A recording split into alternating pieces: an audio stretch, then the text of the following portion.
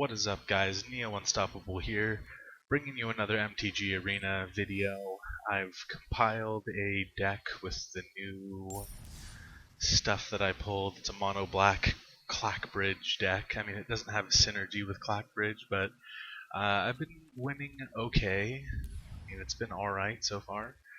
I got a little bit of daily gold, so I'm going to pick up a couple of these packs. We'll see what we get, and maybe we can alter the deck. I did get a Planeswalker, but I'm not quite sure if it's going to actually work in the deck. I suppose we'll see, but first we're going to open up these packs, see what's good. We'll start the video off with a little bit of a bang. Dwarven Mine. Enters the battlefield, tap, unless you control 3 other mountains. When it enters the battlefield, create a 1/1 red dwarf creature. That's kind of cool. Mantle of the Tides. It's a pretty good equipment card. Okay, that's pretty good. Another Crashing Drawbridge, alright. Mistford River Turtle. When it attacks, another target attacking non-human creature can't be blocked. And it's a 1/5 or 4-drop. Not that great, but that's okay. We technically could use this. It's got Menace. 3 mana, sacrifice another creature or artifact. Exile, an elite headhunter deals 2 damage to target creature or planeswalker. I guess it could work, but probably not in our deck. Enchant creature for a 2-drop, +1/+1 for each artifact or enchantment you control. That's pretty good. And let's see what we get here. Oh, Castle Lochthwain. I saw this. Draw a card, then you lose life equal to the number of cards in your hand. Enters the battlefield tapped unless you control a swamp. We might throw that in there to check it out. Someone was using it against me, but to be honest, I completely wrecked them. It was mono black versus mono black. But I don't really see this having synergy with us, but we're gonna control another swamp, like, period. So it's pretty much like a swamp that has a little bit of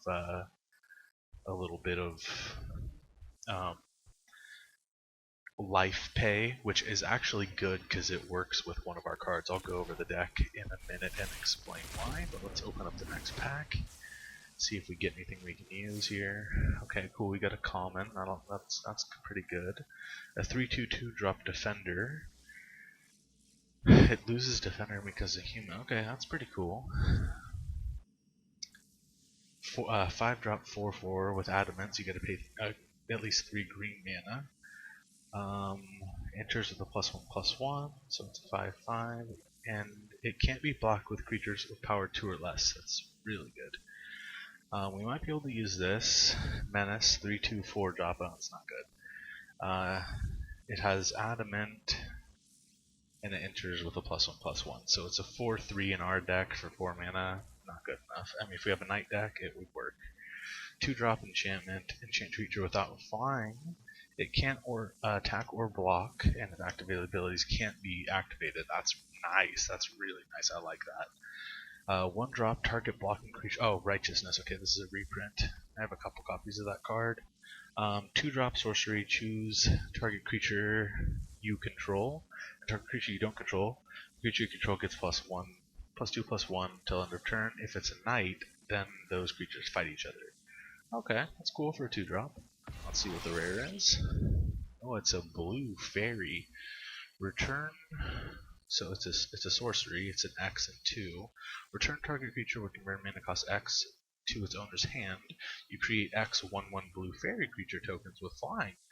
That's pretty good. I actually like that. I mean, that is workable. I mean, if you're working with like 9 mana and you just dunk a 7-drop, that could be pretty dang lethal, but it's a sorcery, so you gotta do it on your turn. Either way, I mean, that's a cool card. I'm glad to have it in the collection. We might make a blue deck later on with the cards. We'll see what happens. Ooh, okay. 3-drop, 1/1, flyer, witnesses battlefield, draw a card. Outflank, 1-drop, deals damage to target attacker and blocking creature equal to the number of creatures you control. Mystic Sanctuary. Enters the battlefield tapped unless you control 3 or more other islands. When it enters the battlefield untapped, you may put target instant sorcery from your graveyard on top of your library. That's nice. That's pretty good for a common. Golden Egg, we got one of these earlier. I'm not super impressed with it, but it's pretty cool. 2-drop 1/4. When it enters the battlefield, untap target artifact or creature you control. That can be pretty good. For a 2-drop, I would say that's got a decent amount of uses, plus it's an artifact. Glass Casket 2-drop, it's an artifact. When it enters the battlefield, exile target creature an opponent controls with confirmed mana cost 3 or less until it leaves the battlefield. I like that. That ain't bad at all, actually. We got a Inspiring Veteran. Other knights get +1/+1 2-drop 2/2. That's a pretty good card for a knight deck. And we got Escape to the Wilds. 5-drop sorcery. Exile the top 5 cards of your library. You may play cards exiled this way until the end of your next turn. You may play an additional land.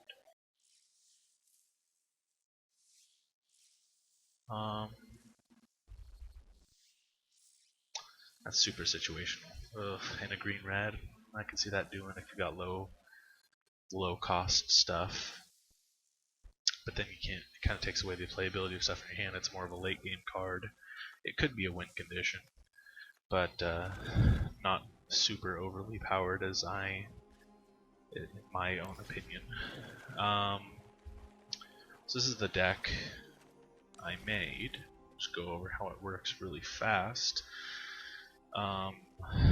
So one of the things I did mention was that whenever we deal damage to ourselves, there's a little bit of a synergy because we have 2 Knight of the Ebon Legions in there. I probably should be running 4 of these, but this is just a really good card. So it's a 1-drop 1/2, already fantastic. Vampire, so it's got a little bit of synergy in this deck.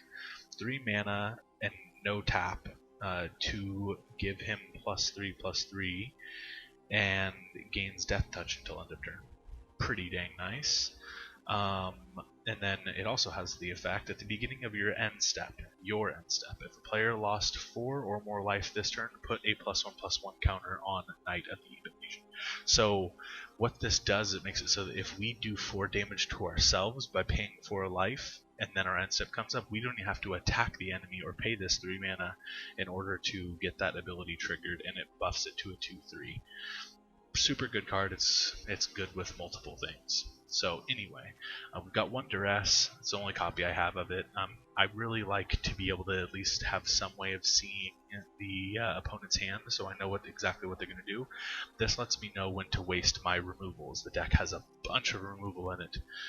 Vampire of the Dire Moon. This is a super good card. It's a good chump blocker, really good chump blocker, and it's good to just attack with it every single turn. They're nervous to block with it. They don't want to sacrifice a creature to block it, and you're gaining 1 life. Forever Young, this has worked out for me once really good, and a couple more times it's worked out semi good. I misplayed it once. So anyway, it's a 2-drop sorcery. Put any number of target creature cards from your graveyard on top of your library and draw a card. So you can use this to kind of tempo out your turns if it's late game. And it also brings a card back. So if you can immediately cast one of these lower things, like you need a chump blocker, they've got an 8/8 field on the field, you got nothing, they've got nothing in hand, and you've got 3 mana on the field, you can cast Forever Young, and then put that on top of your library. Then you draw it as the card that you draw, and then you cast it that turn. So I mean, it's pretty good. I've used it to win a game before. I'll go over that later. It also has 2 copies of Reeve Soul. This is part of the removal in there. Destroy target creature with power 3 or less. This destroys like half the creatures I see for 2 mana. So really good card. And then a slightly less powerful, but a little bit of life gain to help us, life tap ourselves, so to speak. Sorin's Thirst. It's a 2-drop. This one's an instant, whereas Reeve Soul is a sorcery, so that's its downfall. That's a little bit more powerful because it doesn't have to be 2 black mana, although we don't care, we're mono. But Sorin's Thirst deals 2 damage to target creature, so you can't deal it to a player. It has to be a creature. This is effective against probably 25 to 35% of the creatures that I see, but then also the benefit of it is you can attack with something and they know it's going to live, and then you deal 2 damage to it, and they just sacrificed maybe a 4 or 5 drop for a 1-drop or a 2-drop. So that's where that comes in. Plus you gain life. Sorcerer's Spyglass, this is just another way, just like Duress, this is just another way of me seeing into their hand. But it's a 2-drop artifact. When it enters the battlefield, you look at their hand and you choose any card name. Activated abilities of sources with the chosen name can't be activated unless they're mana abilities. This has come in useful quite a few times. It turns completely off certain cards that have activated abilities that are enchantments and whatnot.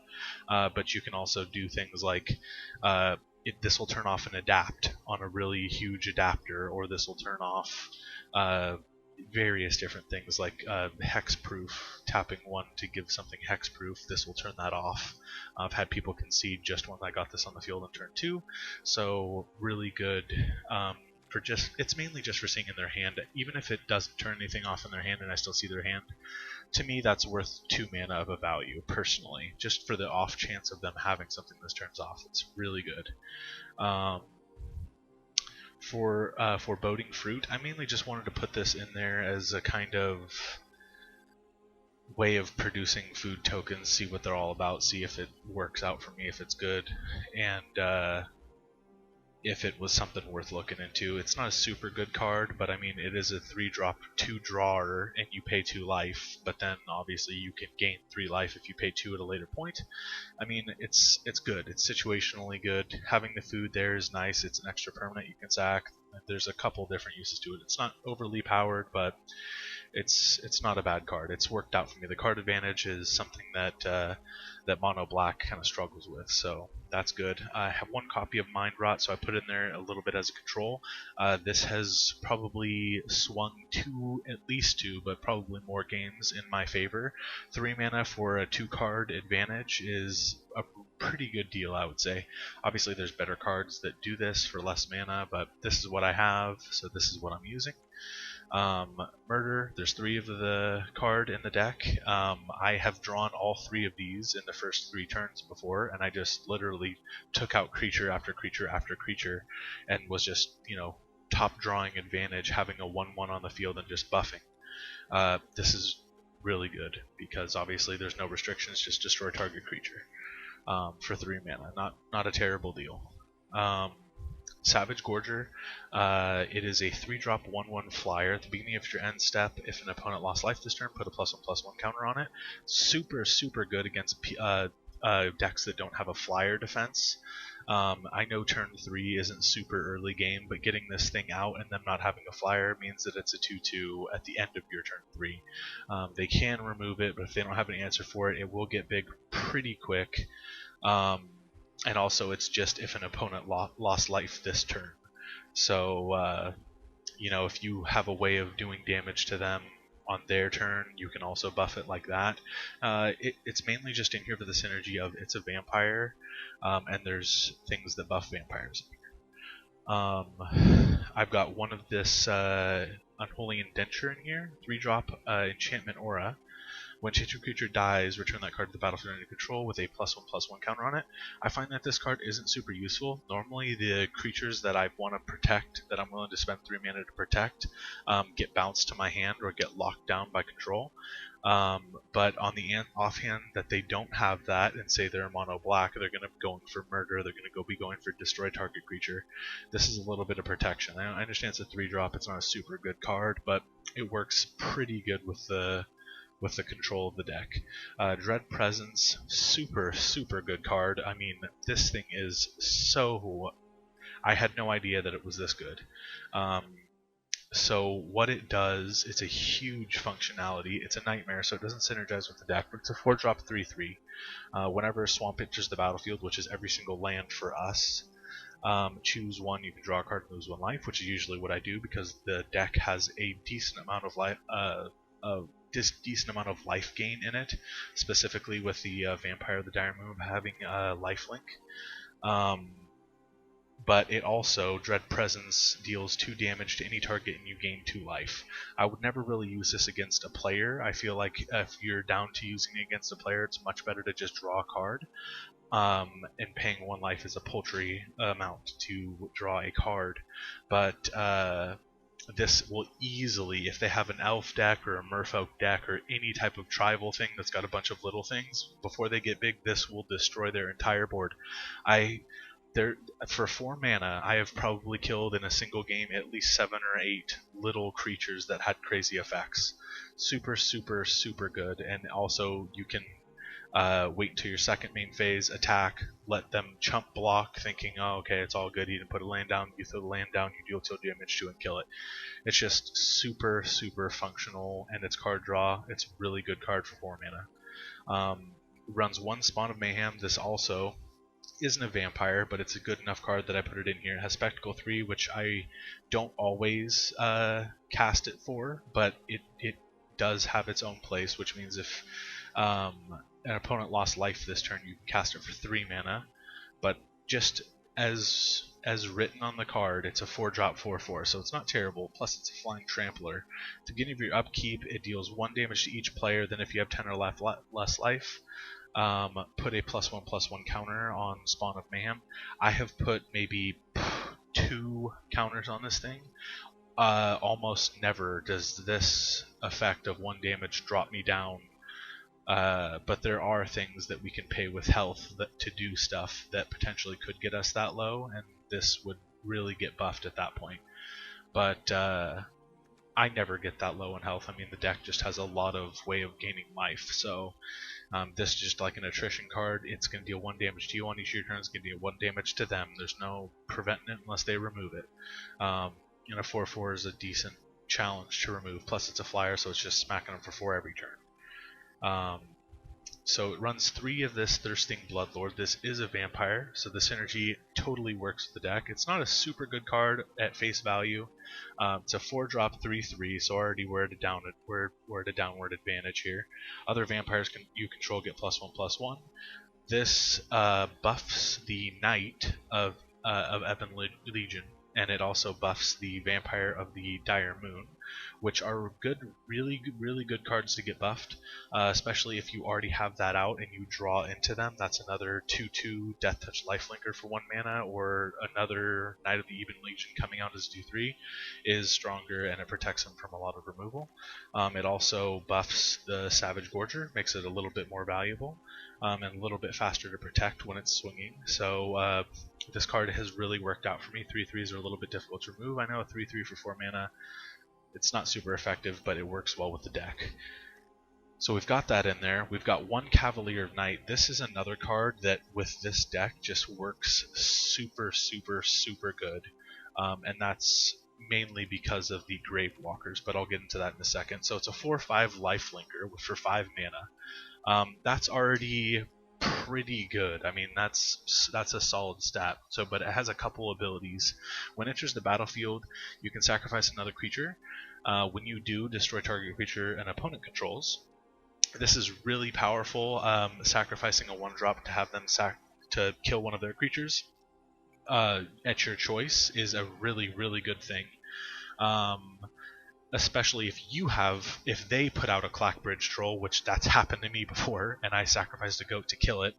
And then it has another ability: when it dies, return target creature card with converted mana cost 3 or less from your graveyard to the battlefield. So this can get back the Savage Gorger, and it can also get back all the 1-drops that we have. So it only runs 1, but this is a solid card, especially if you're able to let it die or sacrifice it and bring back something else. We're running 2 Clackbridge Trolls. This card I have not yet been able to swing with, but I'll say putting it out on the field and pressuring the opponent to remove it while they're sacrificing the goats, giving you 3 life. If it was 1 life, I would say it's not worth it, but when they actually try and sack the goats, it gives you 3 life. Plus it lets you draw a card, which, like I said before, Black is notorious for not having good card draw. What it is, it's a 5-drop 8/8 troll, so it doesn't benefit for the synergy with the vampires, but it is a trample haster. So the first turn that you put it out, they have to lock it down, or you're swinging for 8. That's a trampler. That's pretty hard to deal with on turn 5. It's not impossible to deal with.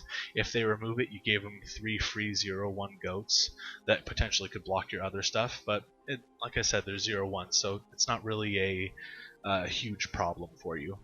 So when it enters the battlefield, it creates 3/0/1 goat tokens for the opponent. At the beginning of combat in your turn, any opponent may sacrifice a creature. It doesn't have to be a goat.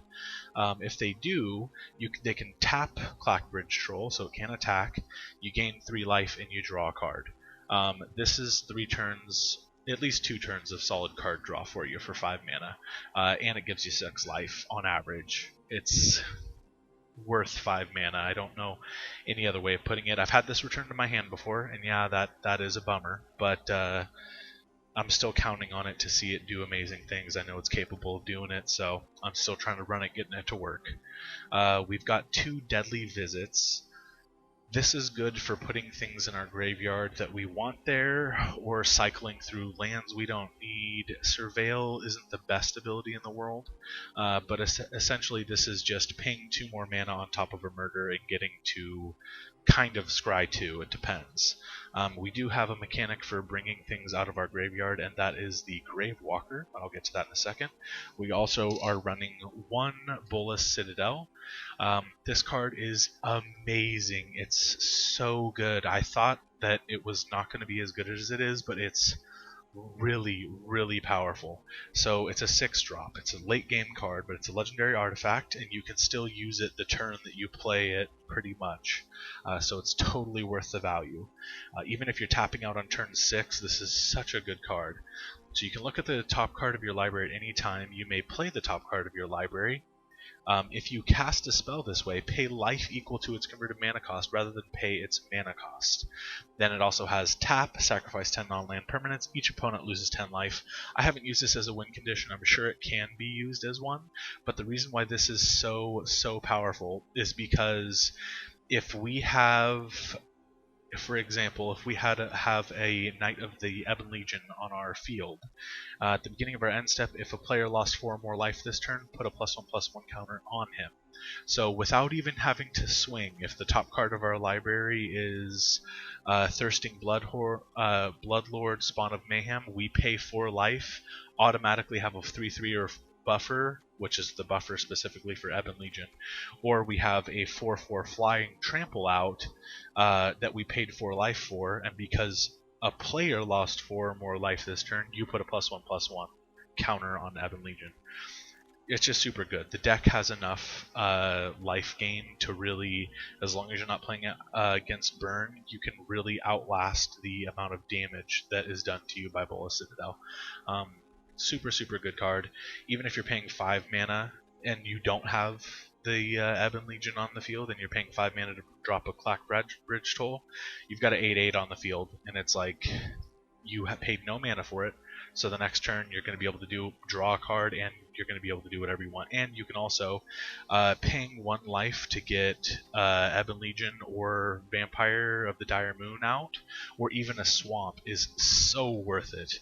The card is just so good. It's not broken. I mean, there's no combo in it that makes it do some crazy thing, but the fact that it works with the synergy of our deck, that's why it's in here.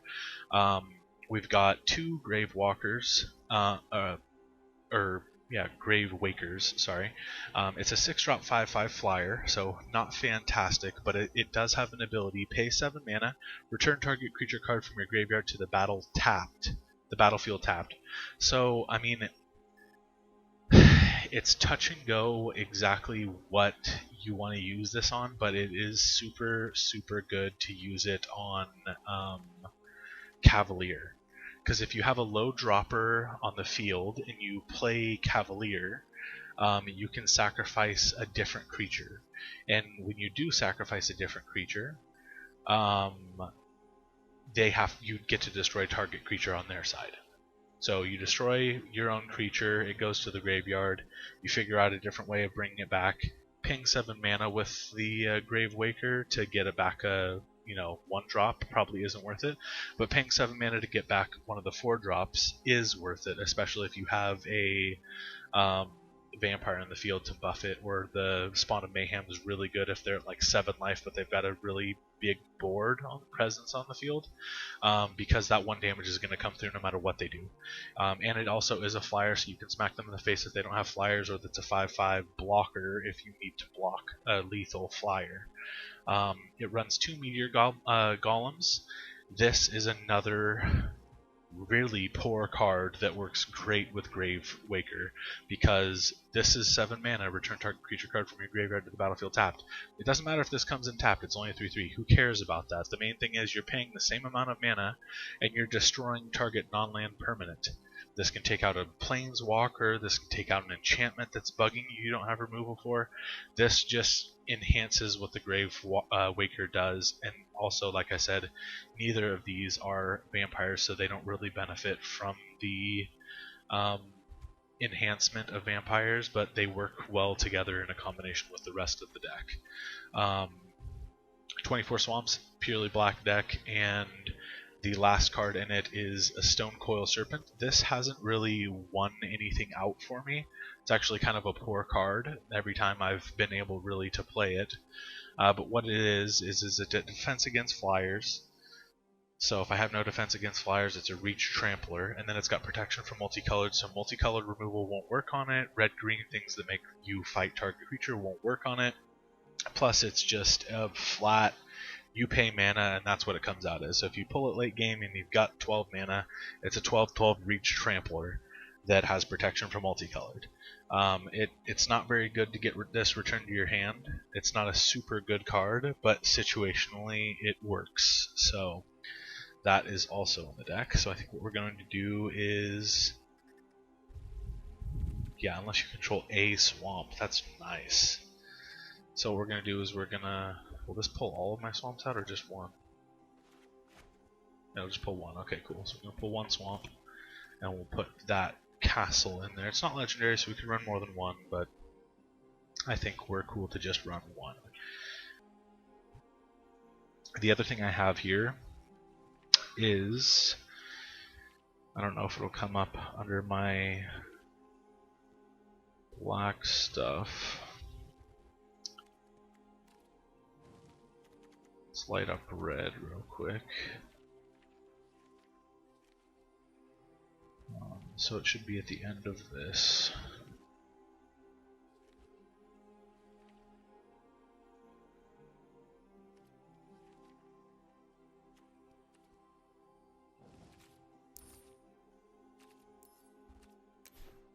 Here we go. So Angrath, Captain of Chaos. This, I don't know if it's going to work with the synergy of the deck. It's not like putting this out is going to make a big old thing. But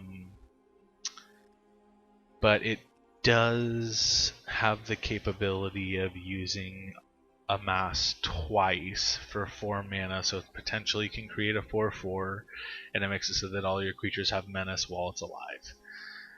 I don't know if we want this necessarily, but it would synergize pretty well against the Vampires of the Dire Moon. Having 2 creatures have to block this is pretty powerful, but I think it's situational because people already don't block these. They usually just take 1 to the face, we gain 1. Or I leave it as an open blocker so that they don't attack with like a 4/4 that they don't want to get death touched off the field. So that being said, that's how the deck works. It's got a decent balance of mana.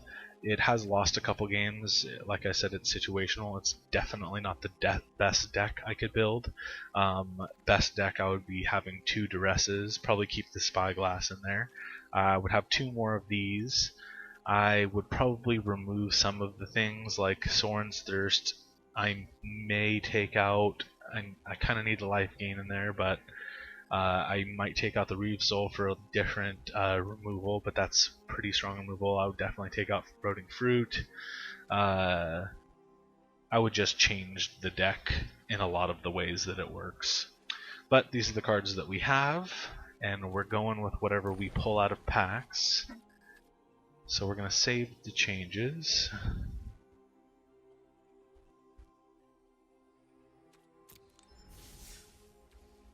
And we will try it out again.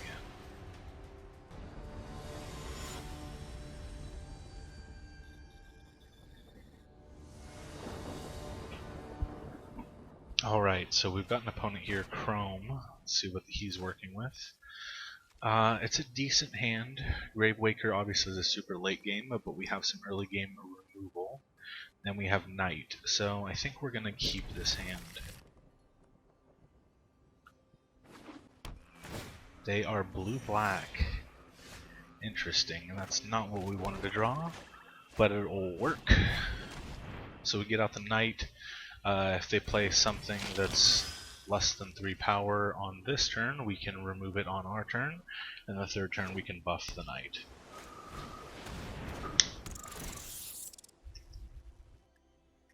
Okay, we've got to discard a card here. I think we're gonna go with Meteor Golem, because we can bring it back.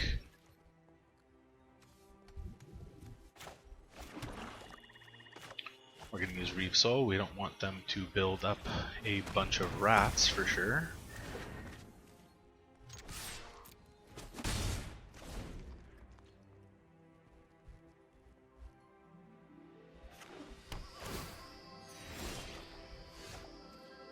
And they passed. So let's see, they might buff the...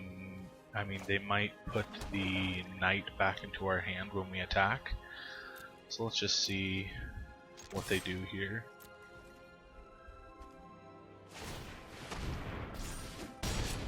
They're going to take it and let him be buffed.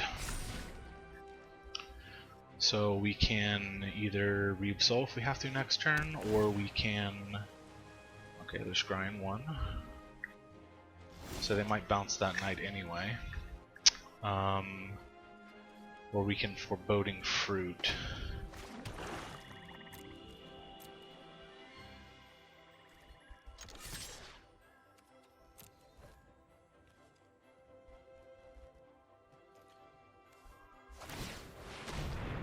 See if they're waiting till we buff.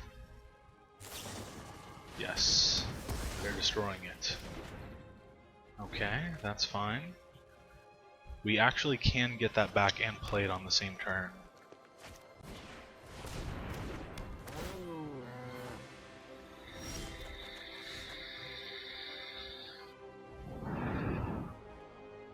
Or we can get Dread Presence on the field, but I can also shotgun that down next turn. I think...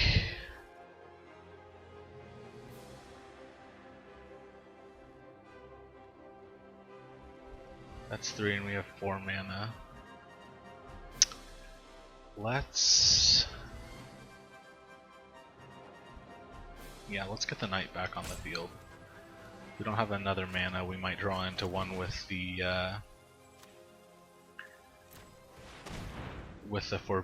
Foreboding Fruit, but we don't have it right now, so let's just do this. We'll leave his cat on the field. Maybe he'll drop something worth a little bit more. He already got his mana worth out of drawing on that one. Dread Presence, very nice. And does he put a swamp out? No. Oh, Evolving Wilds, nice. So he's gonna burn the Knight down, which is cool. We really need to draw into a land here so that we can Foreboding Fruit and Reeve him off the field. Nice. So, but we can't Dread Presence if we do that. I think it's worth it for the card draw. Hopefully we draw into one. So let's do this.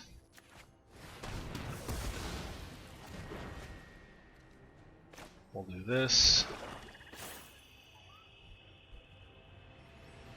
And we'll do this.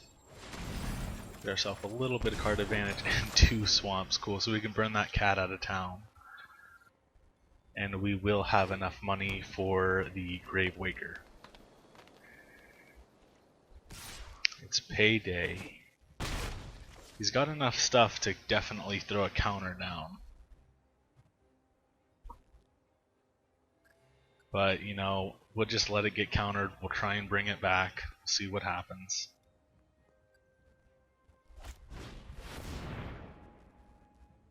Permanent.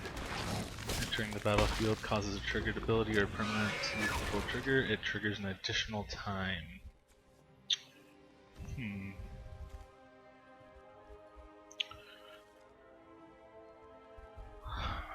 What do I want to do here? I think we are gonna dread presence and we'll throw a swamp down. I think I'm gonna gain a life because he's gonna be swinging for 3. And then we'll also throw duress out here. We could crack the food, but we're gonna hold off. Destroy all creatures with number cost 3 or less.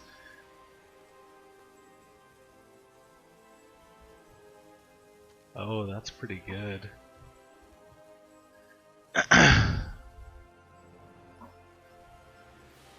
Yeah, we'll get rid of that with duress.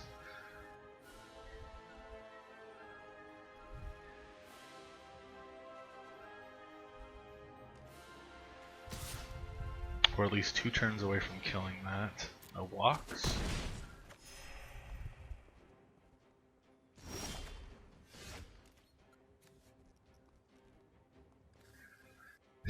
So, I'm really nervous about this getting countered. I don't know what he drew there.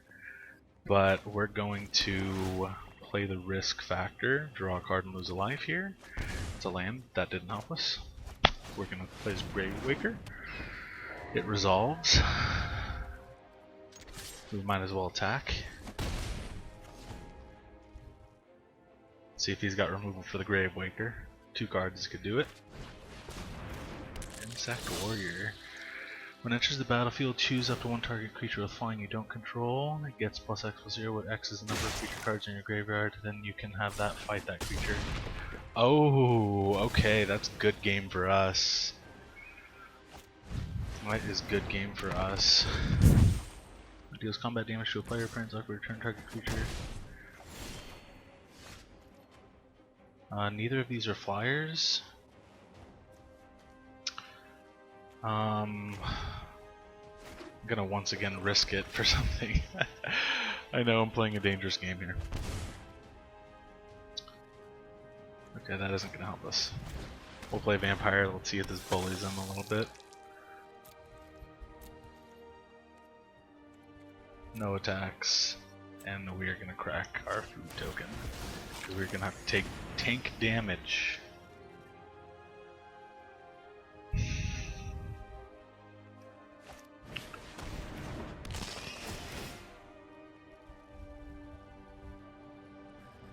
Oh, okay. Oh, I only have to exile 1.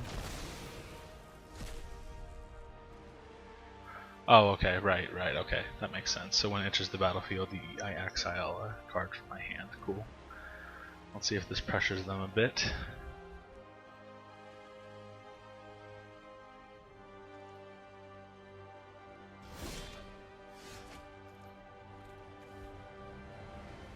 It can get buffed.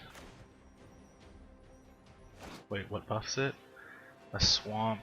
Does he have any swamps open? He does have a swamp in 2. So he can buff it and give it +1/+1, but it still won't live. So I think we'll gain the life here. Probably should have drawn a card there, but that's what we're going to do. No attacks.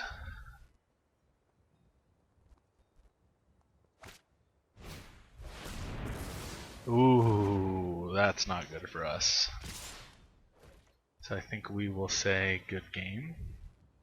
Because it's probably over. I'm not going to give up just yet. But it's probably over. We don't have a board wipe to deal with what he has on the field, and I think a single removal isn't going to do it for us.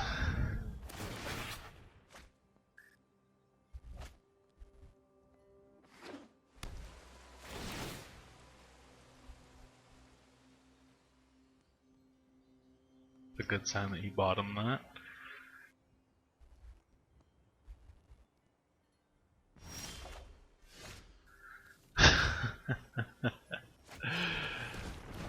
Okay. Do we attack with the presence here?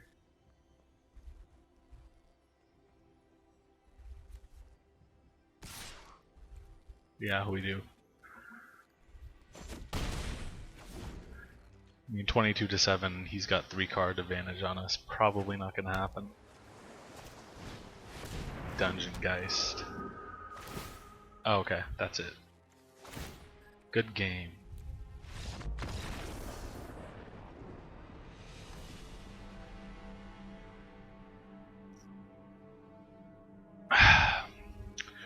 So when we really lost was when the Grave Waker was taken out of the equation. If that didn't happen, I would have had the combo to bring back the Meteor Golem for the same amount of mana that it's casted, which is pretty strong.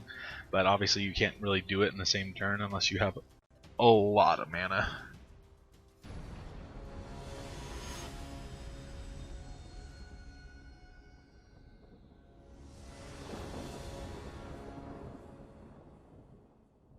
Charlo 67. Let's see. It's a solid hand. I guess it's got card draw. We don't really have anything to do on turns 2, but we will potentially either be able to buff the knight or card draw on 3. So that's not a horrible predicament to be in.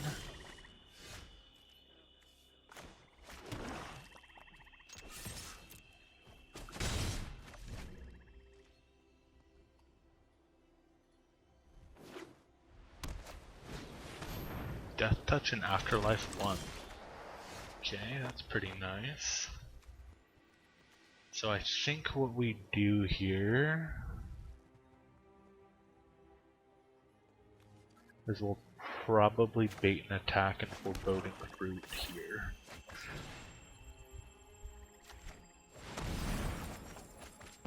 Ooh, bolus, nice. No attacks.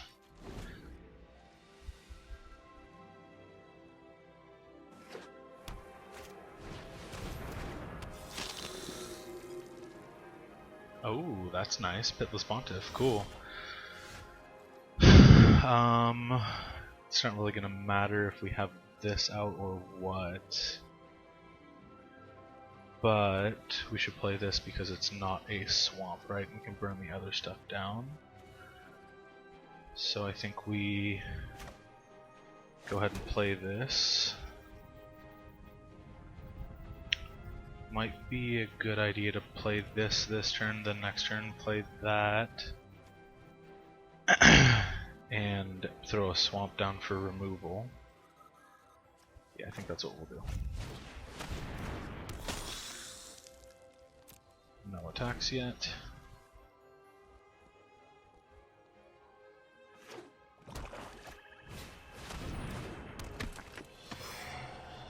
Charges of trigger ability control, triggers an additional time. Creature tokens you control have diligence and lifelink. Too bad we don't have any removal. Mind Rot. I don't think that's going to be super helpful.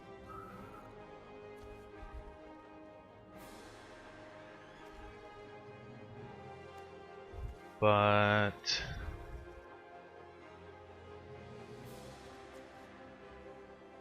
I think the correct play was throwing this down, taking out the Pontiff, probably.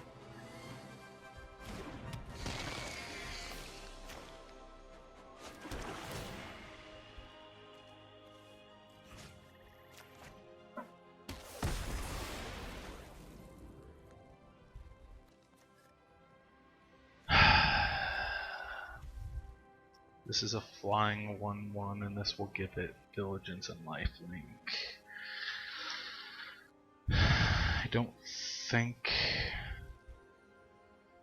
it's worth trading either of those, so we'll just not attack again, unfortunately.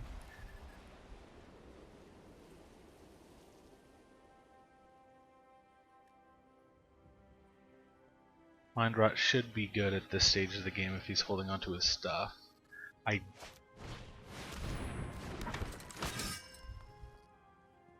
Has Afterlife 1. I don't know if Clackbridge Troll will work because he will probably sack his creatures before.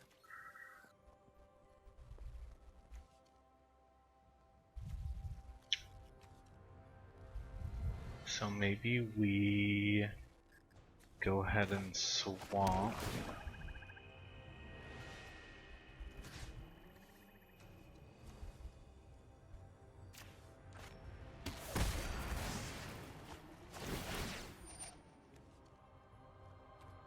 Resolve all.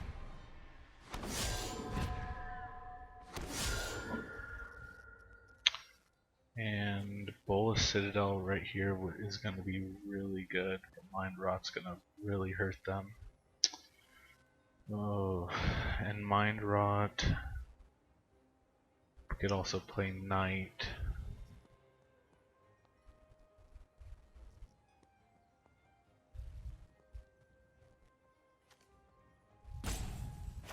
I think we're gonna Mind Rot here. Yeah, we're gonna Mind Rot here.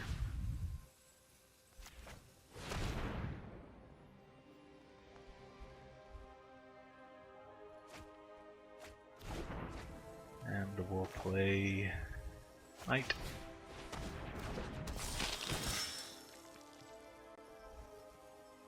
And I think we'll crack this food token. It doesn't do anything for us.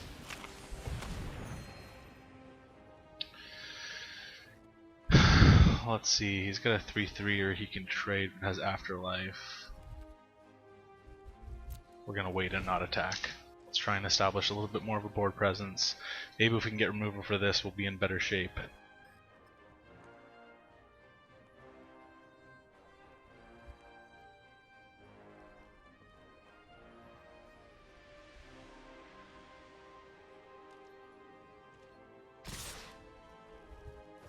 Wow, he's attacking with everything. He probably has a buff.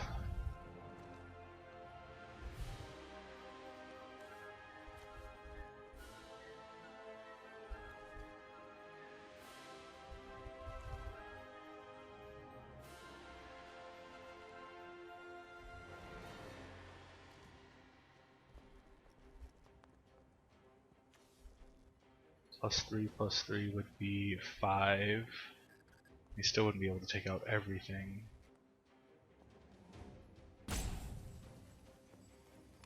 I think what we want to do is block this.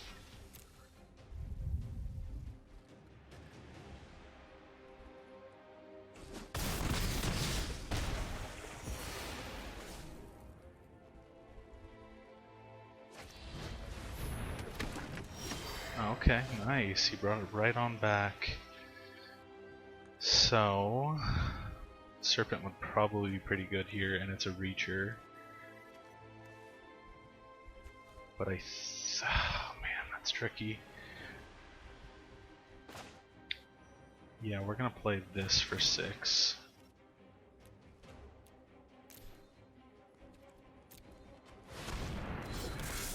I don't think he'll have removal for it. So he's got 1/1 blockers. Flying Vigilance, Lifelink, he's got quite a bit of mana.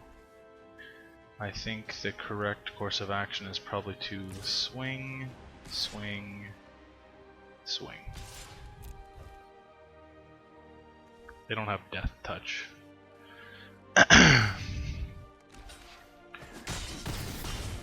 Okay. So those didn't get buffed because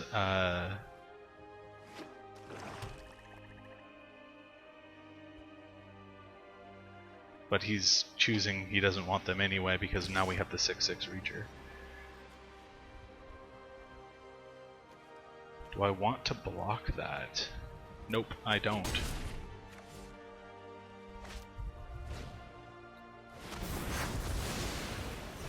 Ooh, okay, nice. So, what we want to do now is How much we have 17 life. I think we're gonna Citadel. And we've got a swamp. I think I'd rather play that.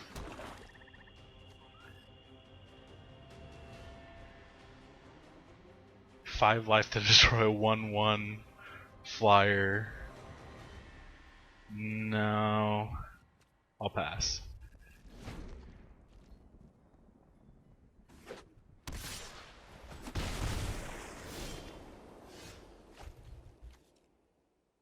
I'll pay 1 life for that. Okay, do we Clackbridge here? Yeah, let's put him on a Clackbridge clock. This will give us some desperately needed card draw.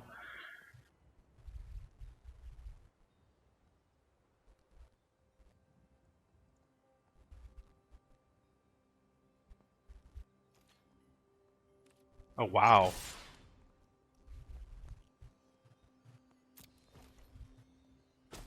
He's choosing to let it swing in. I've never seen this before. Or another creature. Control dies. Okay. Let's put that down. Oh, whoops, I should have gotten rid of that. We'll use this to get rid of that.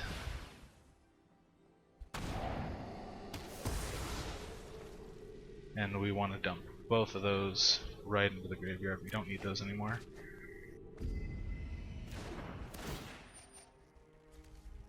We have a murder here. 3 life to take out one of the 1/1s. I'm going to go ahead and do it. Vampire of the Dire Moon. I'm also going to do that. Oh, I can't do that. Wait. Resolve. Yes, I can't do that, so I thought. Savage Gorger.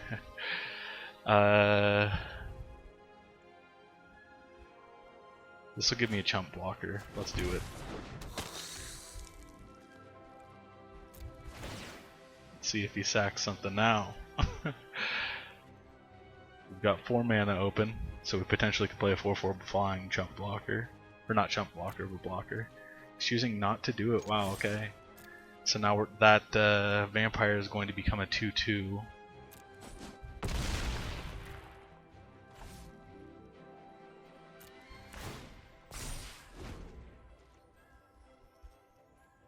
See if he gets another board wipe here.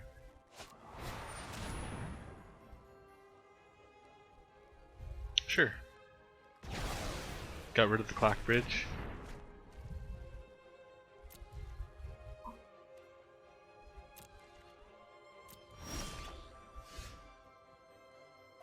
So we've got Gravewalker. I don't know if we want to pay another mana. We'll address the issue in a moment. I can. Oh wait. Yeah, I can play. Or wait, maybe I hold on to this and bring back.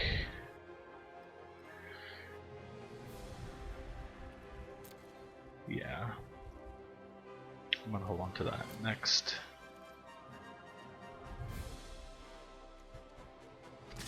We'll attack with that for the lifelink. He sacks the 1/1. Now he has no creatures. Interesting. I guess we could have played the other vampire.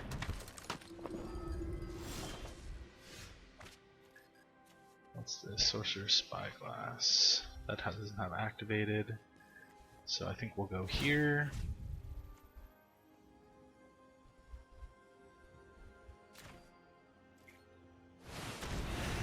Dread Presence. Throw a swamp down. And 2 damage and gain 2 life right here.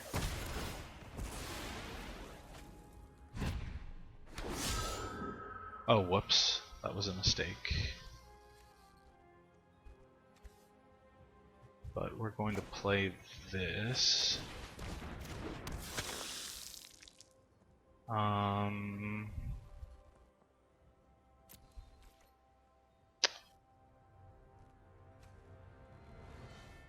I think we can attack here safely. Should we be aggressive about it? Yeah, because he's gonna have to sacrifice one of them.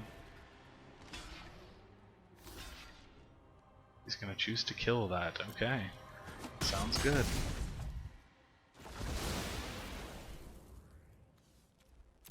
Needs a flyer. Needs a flyer. This came down to the wire. Creature or planeswalker, and each one that can't discards a card. Let's see, a 2 would remove that, and it doesn't have afterlife. I think we sacrifice this.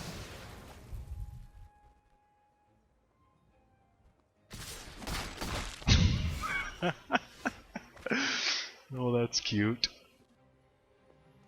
We're gonna do this.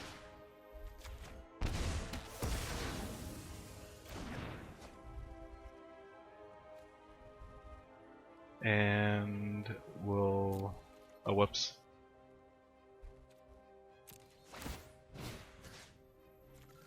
Let's see. I guess we bring back the Gorger in case he gets flyers.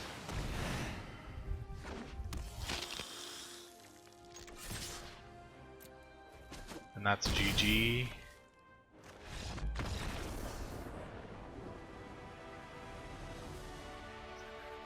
So, I mean, there was a serious comeback there, obviously, with the Citadel. We could have also been paying life and using our little card draw land, but I don't think it was an efficient use of our thing to do there. Oh cool, we got another Throne of Eldraine pack. Let's see how we fare again.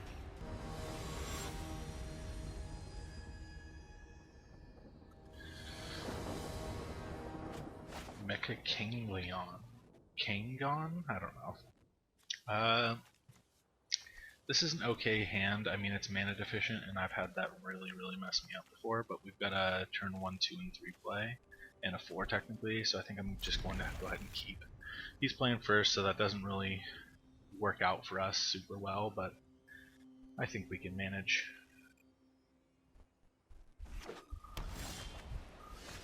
He's going to play a Plains.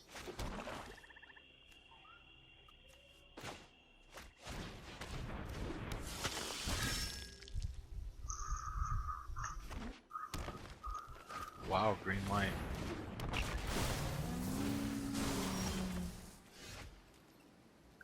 It is a Vigilance 2/3er for 2 mana. It's not bad, but because we have this, we're gonna go ahead and read that. 2 for 2.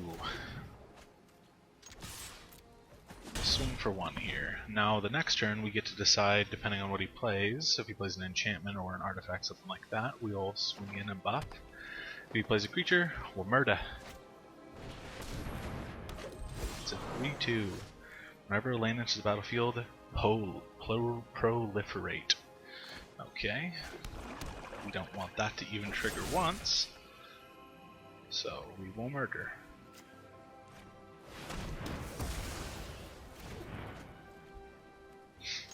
Gonna attack for another whopping 1.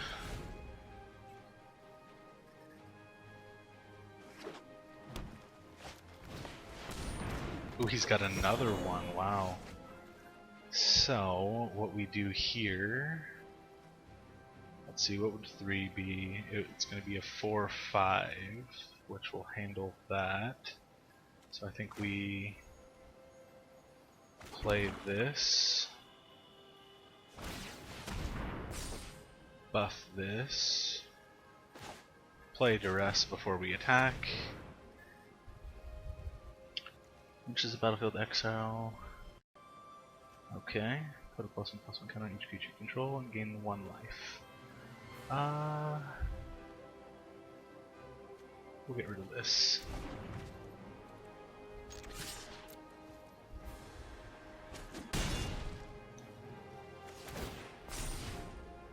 Okay, so now we've got it up to a 2-3er.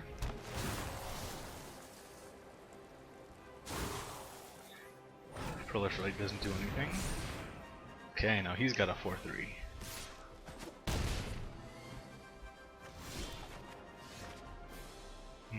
That wasn't a good draw.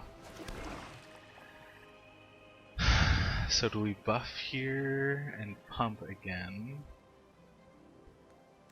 No, I think we just play the Thirsting Bloodlord.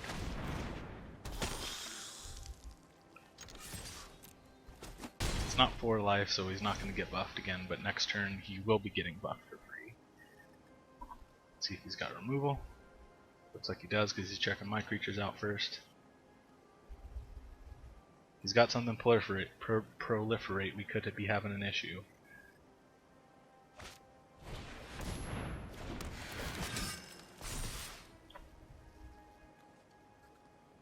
Choose one, put 2 +1/+1 counters, destroy target artifact or enchantment, or gain 4 life.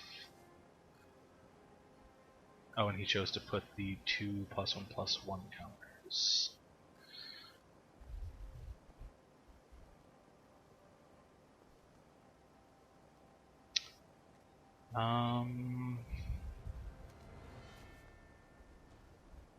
Yeah, I don't want him to put down any more lands, so yeah, I think I'm going to trade there. It's 4 for 3, but that's okay. Okay, we can play this, and now we'll have our Gravewaker, and he needs to get removal for this in his draw. We're not going to attack. And we can only bring back the Bloodlord, but it will give us value immediately when we do. Ooh, okay. It's a 6/5.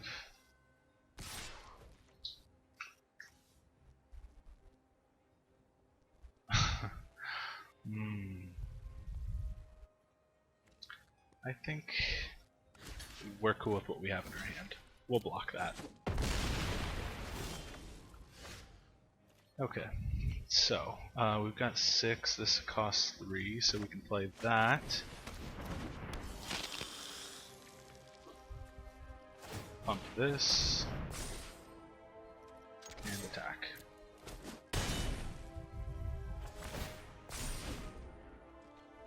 Let's see if he's got removal. First strike and a mentor. There's nothing to mentor though. So we'll play this.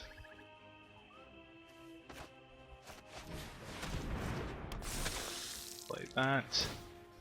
We will buff this, and we'll attack with everything. So he has to block the 7/8, which means he's taking 2 or gaining 2.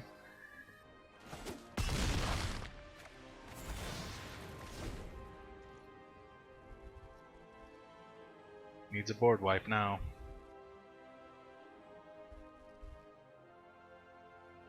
He's looking, seeing what he's got to remove. Good game, he says. I think we made the right choice there on blocking with the 5/5. We just attritioned him out. It was the safer route rather than to let him potentially pump that thing anymore. We unlocked a card. Embereth Shield Breaker. Destroy target artifact for 1 or cast a 2/1 or 2. That's not bad for red, I guess. Let's try our luck again. So we're 2 wins, 1 loss.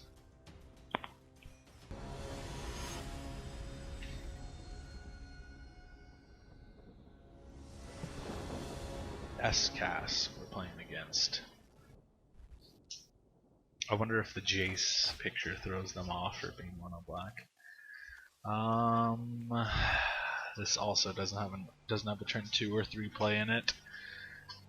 Decent late game though, and turn 1 play. I think we'll keep.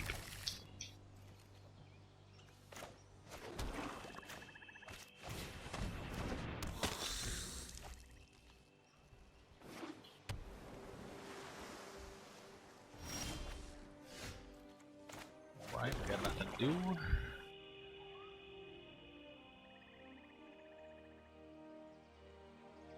looks like he has it paused in my attacker's step if he's going to bounce. It will probably be now. Okay, he's not going to bounce.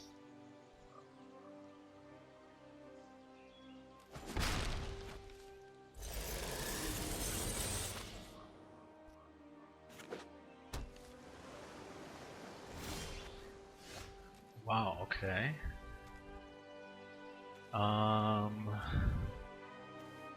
We'll play our third mana, drop out the Gorger.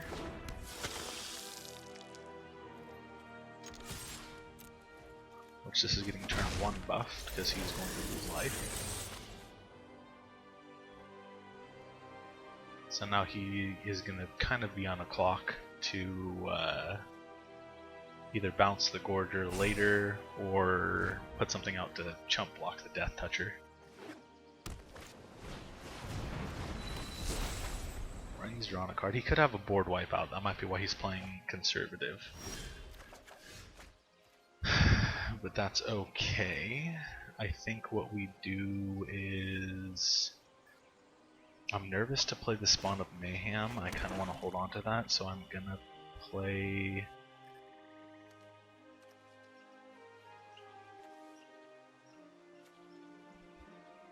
You know what, we're gonna attack first. See what he does.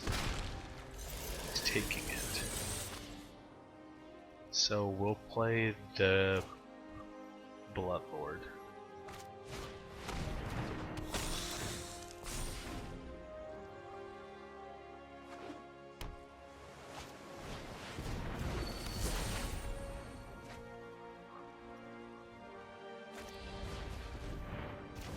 Okay, he's gonna bounce my blocker swing. That's good, that's a good play.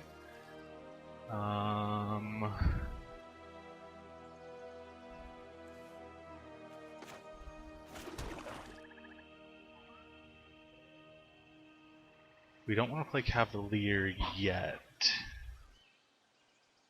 but I think we're gonna repop Gorger out, and we're gonna swing with both of these.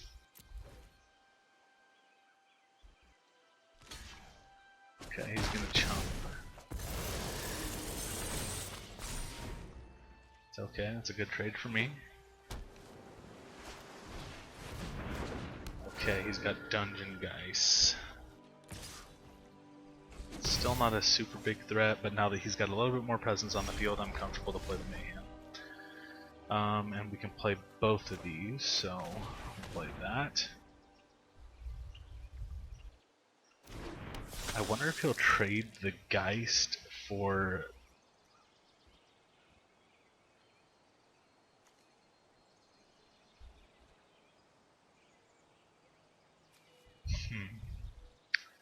This is tricky.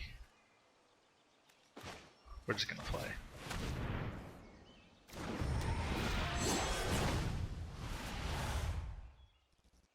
I think I'm going to attack just to see if he trades. It's not going to.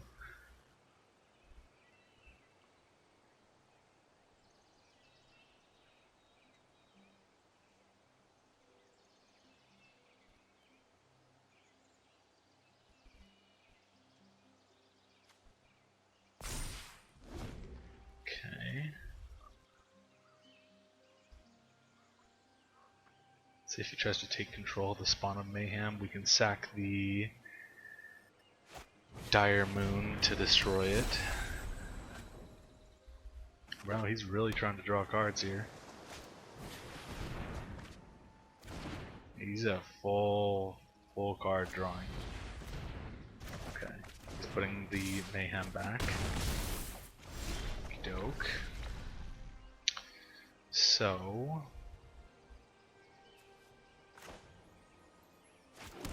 put that back down. I still don't want to Cavalier because I would rather gain the 2 life from that being out. Oh, wait. Oh, as long as you control Dungeon Geist, I definitely should have removed that.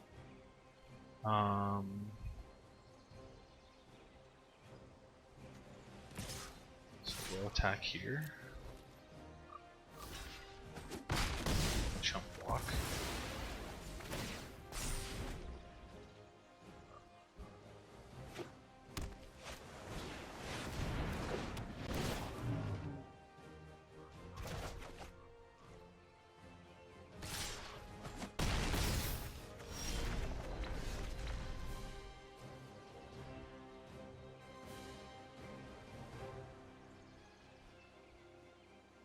So I think what we do here is we murder the 5/5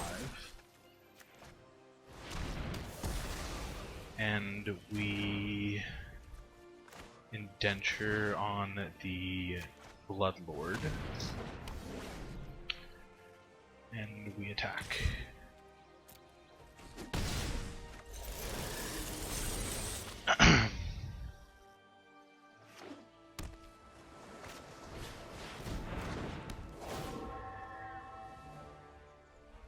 Okay, he's gonna lock that down.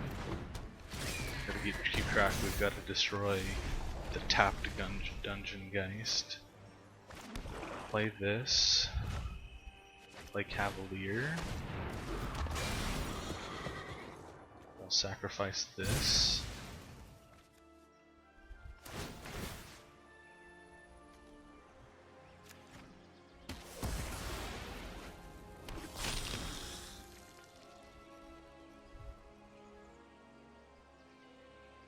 Oh wait, you know what? I think that's lethal, right? 3/4. Oh wait. Yeah, that's lethal.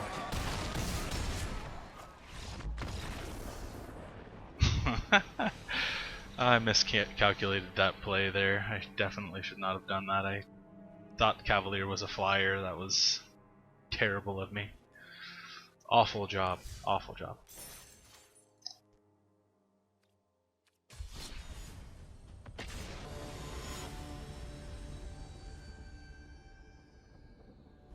Alright, Azen. Let's see what we're up against. Yeah, that's a non-keepable hand for sure. Okay, we got a couple plays, but it's nothing fantastic. We kind of have to keep, and I think I'm gonna put the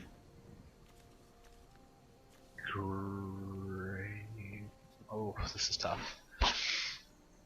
I definitely don't want to be mana inefficient if I draw into a 4-drop, so I'm gonna put the Grave Waker in.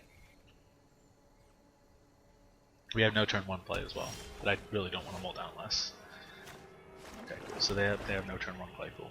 That's good for us.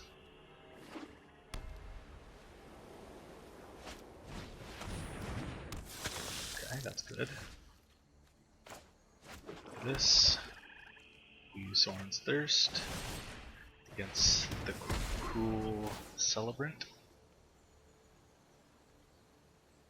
They gain 1, we gain 2, and it's a 2 for 2.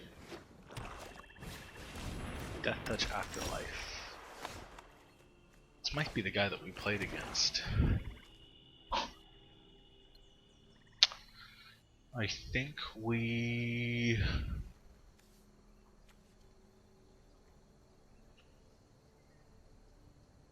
Well, this is tough.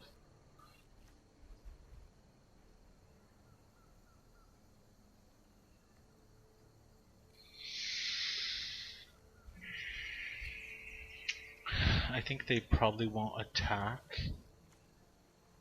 if we Dire Moon, and I want to Mind Rot next turn, so let's do that.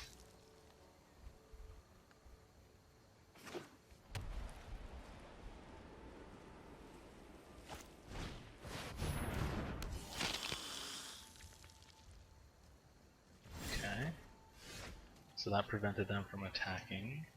They've got 2 cards. So I think Mind Rot's the better play here. They've got 3 cards, so this will make them keep 1. Oh, nice. Not going to attack.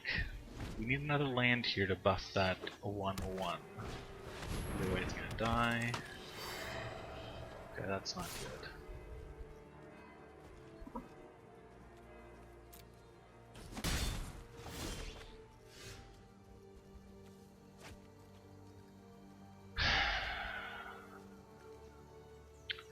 We need to foreboding fruit here to try and pull a land. So we're going to. There we go. That's a good draw for that.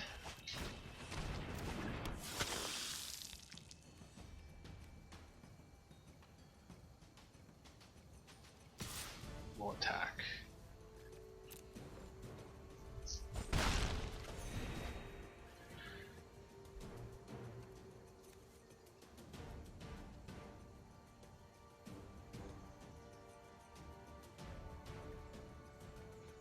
I'm looking at their graveyard, so they probably have something to affect their graveyard.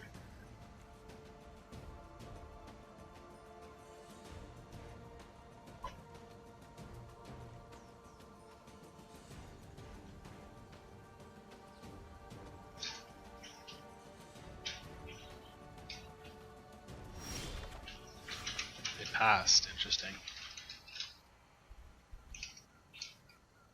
So, I think what we do here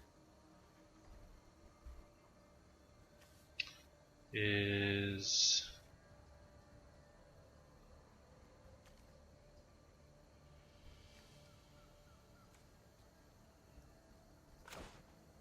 we'll play this,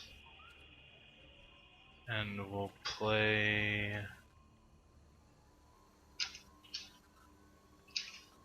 We have enough for Cavalier next turn, so we'll play Unholy Indenture.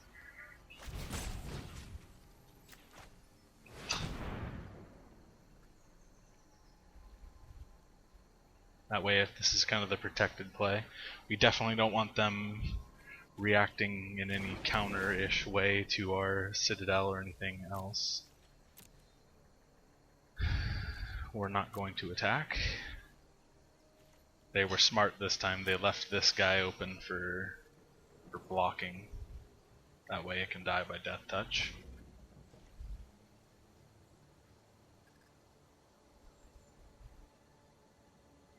Hopefully they don't have an enter the battlefield effect and we'll be able to get rid of their 2/4.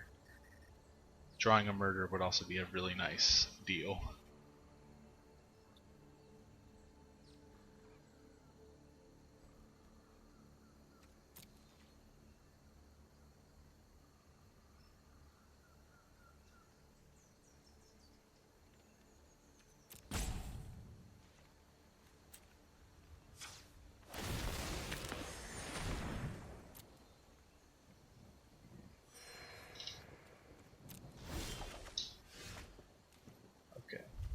So, I'm going to do this.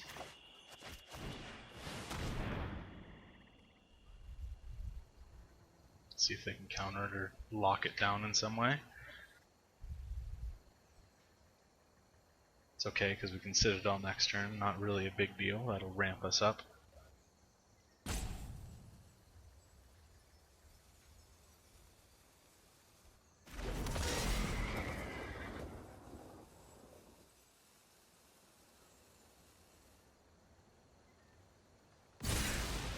Kill this. It'll come back.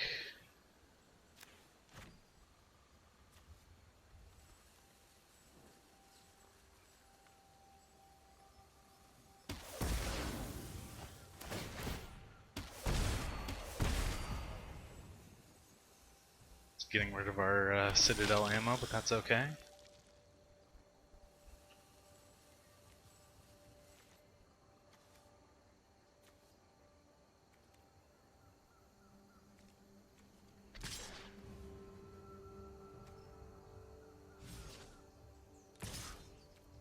We want to gain the life, so I think if they chump block here and they make themselves a 1/1, that's okay. We'll also gain some life from Cavalier if they don't remove it on their turn.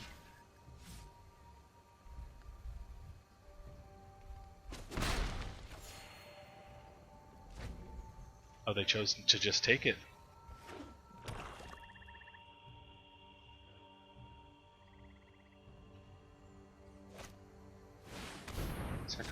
creature, gain life. Oh, okay, very nice.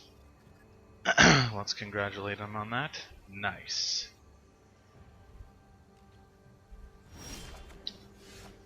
Okay, so we're gonna play Citadel. We've got a land that we can play. We will pay for that. Clackbridge Troll.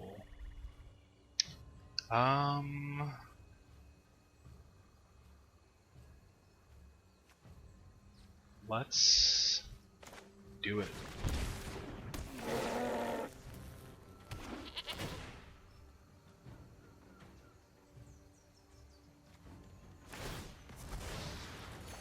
Want that card draw.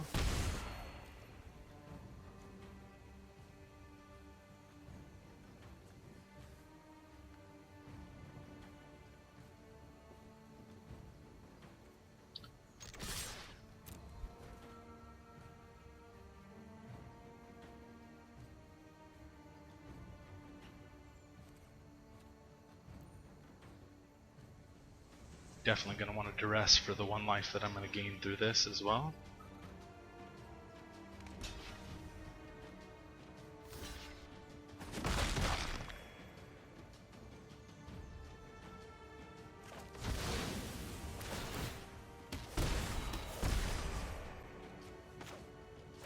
Let's see what you got in that hand, buddy.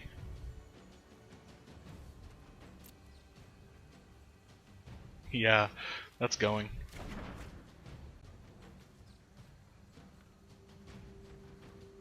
I don't think I want to play that just yet, so we'll end the turn there.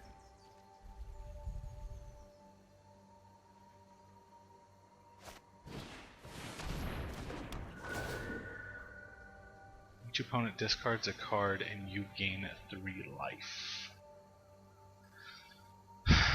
We've got 7, so we're cool to get rid of this swamp.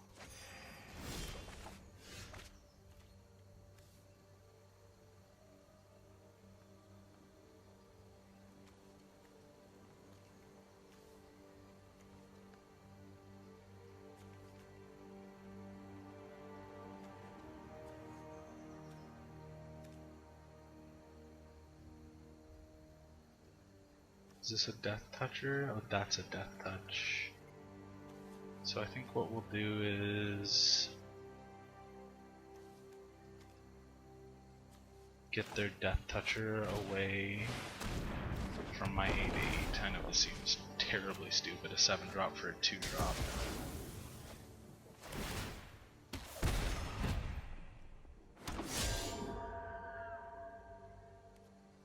Next. Now they're choosing whether they're going to sacrifice the token or not. They're not going to. I think we attack with everything. We need the life gain for the Citadel ramp. I'm going to sack the 1 for 1. Take 8. Okay.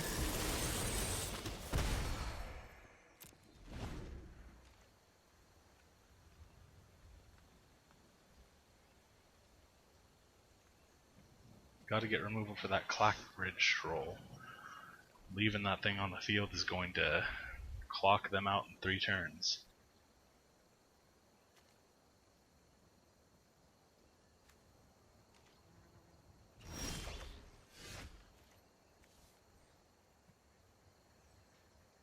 So we're going to murder that.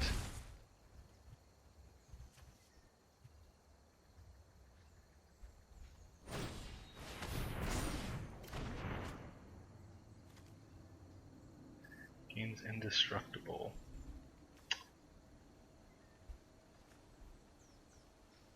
Do I want to pay 5 life to get rid of this?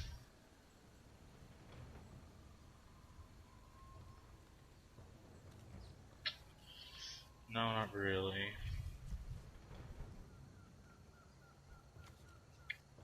So I think we... It's dangerous to Mayhem, it really is, but we have the mana, so you know what we're going to do. Just ramp this clock up a little bit.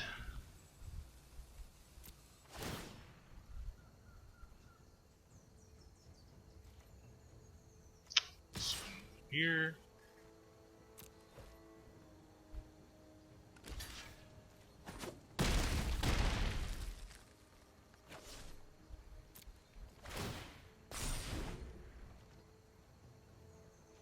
It's looking pretty good for us. There are whiteboard wipes that can knock everything out.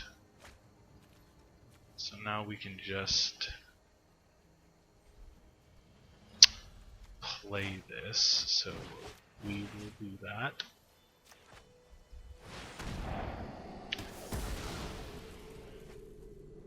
And I don't need this.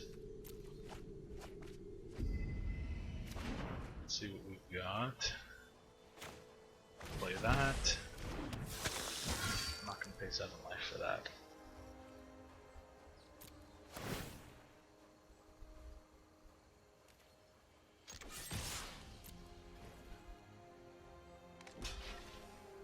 Okay. He's going to go down to 1 health and take out the Meteor Golem. We could have paid 7 life and swung lethal, I suppose would have been the correct course of action. Let's see what he puts out. I'd rather pay 7 life to destroy some. Okay, cool. Good game, friend. So yeah, that Citadel, man, once that Citadel gets on the field, if you have enough life to... If you have 7 life to spare, if you're like around 20, you are good. You're good to go. Even if you're 15 life and you go down to 5 or 6, it's still super powerful. Especially if you're able to play a 1-drop for 1 life and then play a Knight to sacrifice the 1-drop as a destroy creature, and then you get a 4 or 5 life linker on the field. When they destroy it, you bring back the 1-drop. Yeah, so I mean, it's not 100% synergy with everything. I think probably the 4-drop other vampires you control get +1/+1 is probably one of the weaker cards. Buffing the 1/1 to a 2/2 Death Touch lifelinker isn't broken, but it is what it is. I mean, it functions decently. We're 3 wins, or we're, I think 3-3, 4-3. I don't even remember. Okay, I'm liking this hand, so I'm going to keep. It's got a turn 2 play, which we can choose Spyglass or Sorin's Thirst, so we'll keep. Clackbridge worked out for us. I mean, they played kind of weird against it. Okay, probably want to remove that. We can Spyglass later for the Phoenix, because they're probably running Burn. Let's see what they do.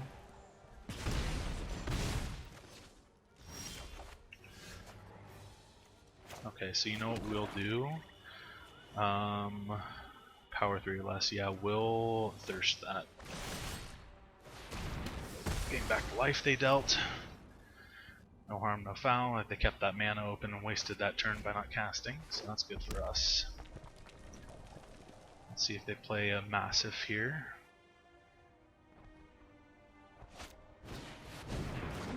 Spitfire. We're going to swamp. We will put out the Dire Moon, and we'll leave Soul on that. So that's a good trade, 2 for 3, and we've got a 1/1. Chandra, nice. I've learned a bunch of new burn spells to try on you. Oh, they're so cute. No blocks, we'll take them.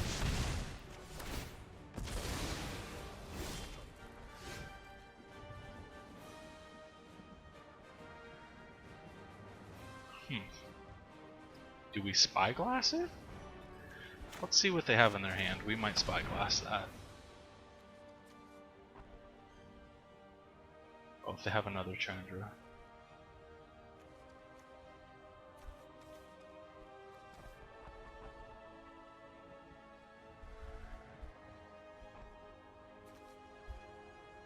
Yeah.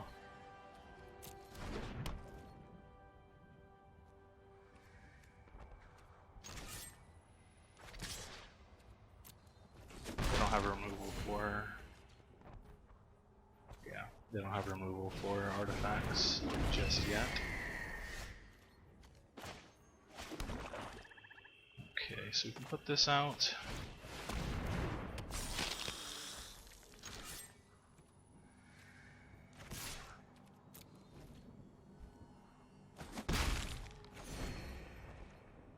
They have a Spitfire, so they could knock. Okay, nice, nice. Okay.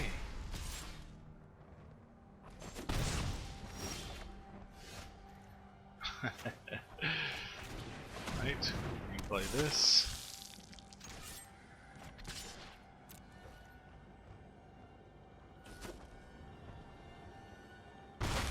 I mean, a 10-turn clock isn't anything to be.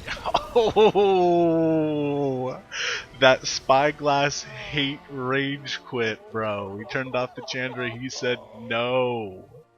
How dare you turn my 3-drop off with the 2-drop? That's broken, he said, and he threw his cards on the table. Well,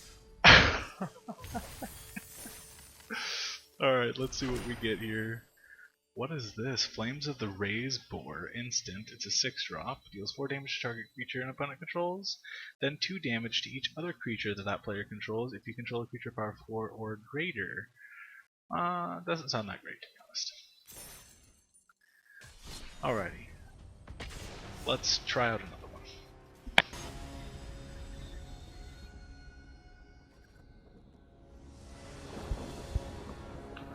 Asterios. Okay, Stone Coil, Reeve Soul, Bolus, Meteor. Oh, this is a really, really weak hand. It doesn't do much, and it relies a lot on me drawing things or them having all multicolored cards. I think we have to mull that, unfortunately. Okay, much better hand. Soulmind Rat, Murder. I think we can afford to get rid of this. Or do we just get rid of a swamp?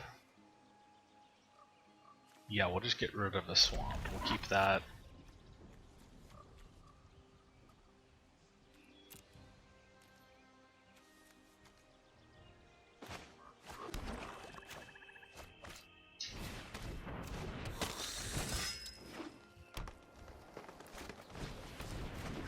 One Death Toucher.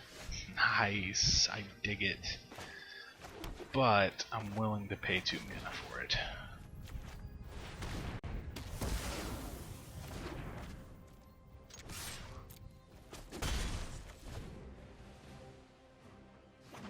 Really need to draw into another mana here. Has hexproof as long as it's untapped. Okay. We'd be trading for the knight. No, let's not attack. Might tap it for mana.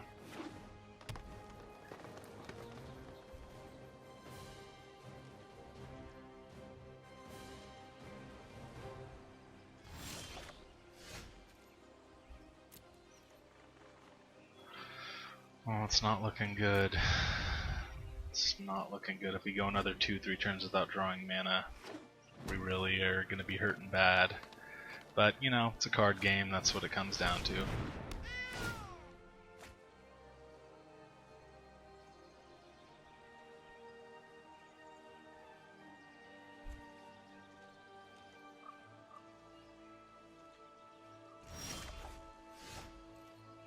Okay, that we can play.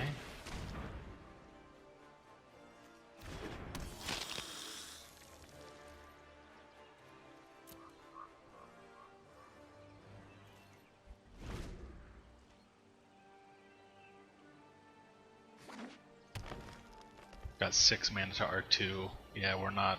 I don't think we're coming back from this one. If we don't draw a land next turn, it ain't gonna be good.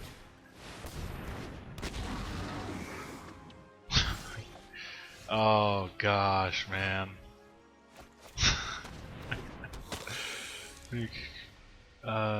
Fights one of the creature you don't Wait, whenever a creature you control becomes the target of a spell, it fights up to one creature you don't control. Okay. We're gonna attack here.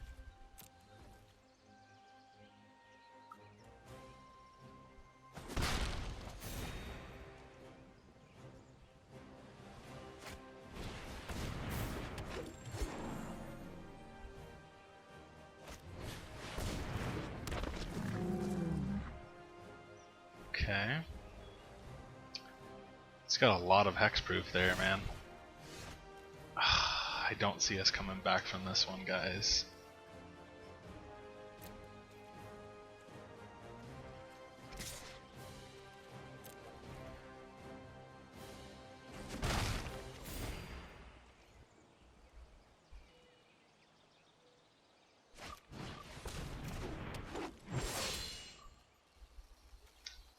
Whenever another creature you controls enters the battlefield or dies, that creature...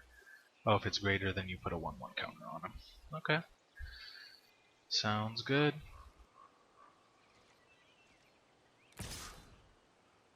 He's gonna swing with the 1/2. No, it's okay. You can buff that for 3, that's cool with me.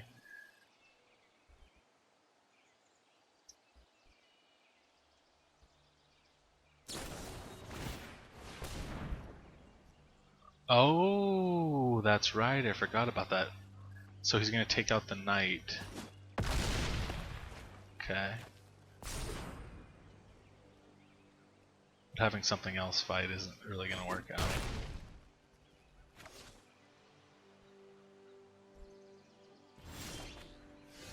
There we go, finally.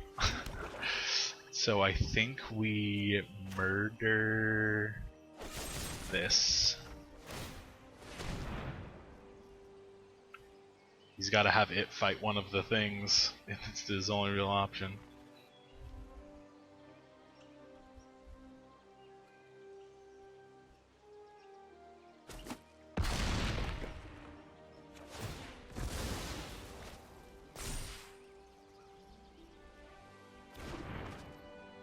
Hopefully he...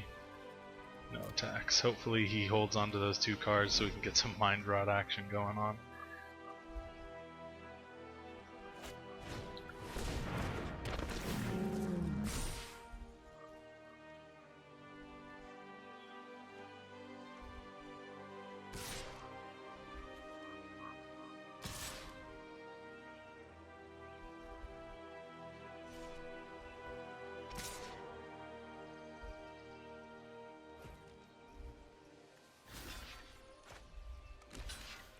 I will block that there.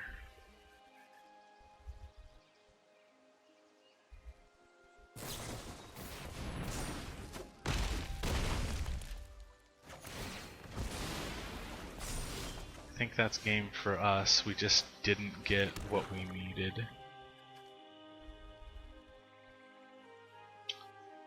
Let's see. 5, 6, 7, 8, 9, 10, 11, 12, 13. Yeah, he's exactly gonna swing for lethal. So it forces me into playing this.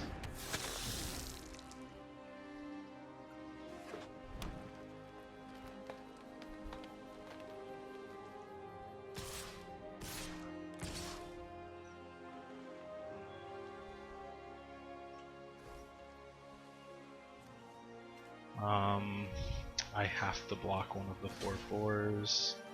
That has... oh, they both have trample. So it'll only prevent 3. Block the 1/2. He's like, what? What's he doing?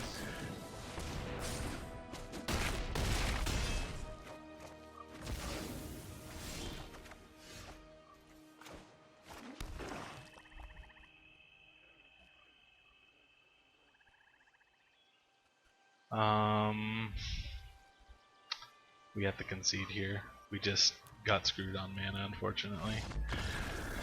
It wasn't really a good game. I shouldn't even have said good game. That was a horrible game. We got stuck at 2 mana. We mulled down. I thought we could make it work. I definitely shouldn't have got rid of one of those swamps. But that's okay. It happens. It's a card game. You just sometimes draw into doo-doo. What can you do about it?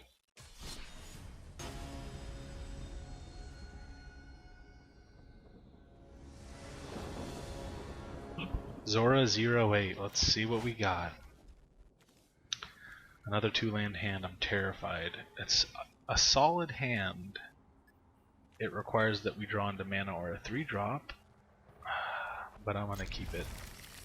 I really hope I don't go until turn 5 until I get another mana.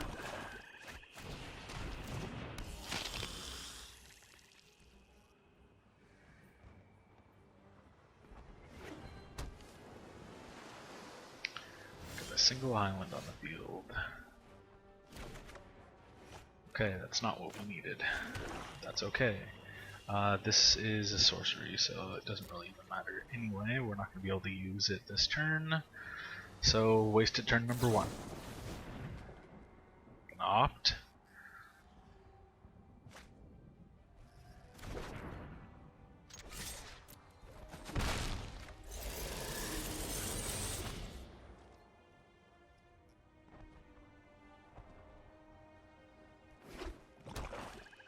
Blue black, interesting, okay.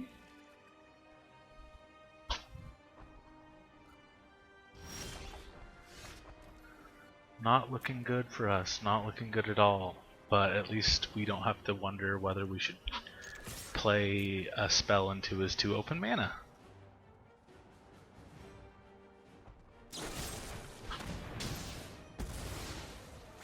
Okay. Now we're really in a bad spot. Wasted turn number 2. And this is going to be turn 5. Or no, this is going to be turn 4. Right? Yeah. Oh no, this is going to be turn 5.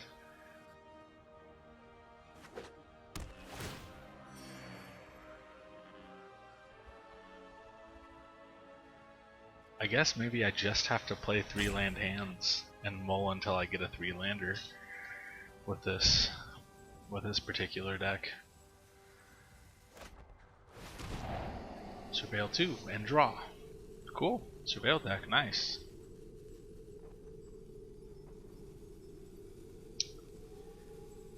He is thinking about it. He's putting a swamp in the trash. Okay, but we have that. Can't do anything with it, but we can murder on his turn. So put a stop just in case he casts a creature. Definitely don't want our turn 5 to be wasted as well.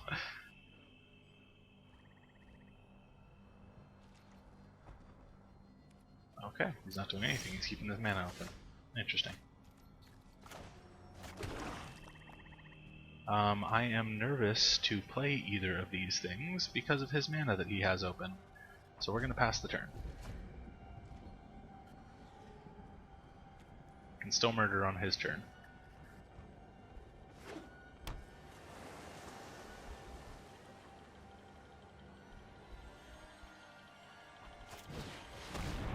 Sick.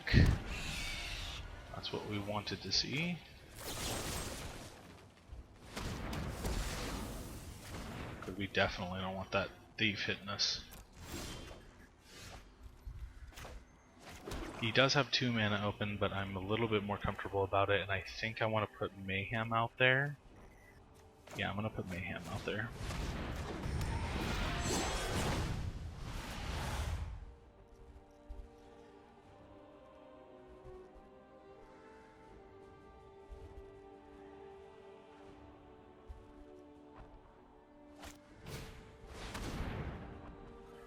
Okay, so we'll discard that. There's not a huge benefit to it. And we'll discard that.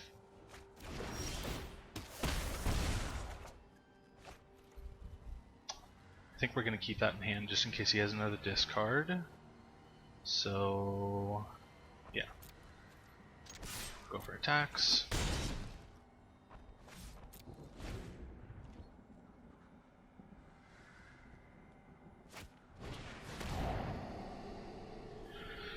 Surveil 2, then draw 2 cards. Notion Rain deals 2 damage to you. He's gotta have a removal in his hand. Or maybe he's just trying to find a removal. Let's It's risky dealing 2 damage while this thing's going to be dealing 1 damage. Plus it's 5 for an attack if he doesn't have removal.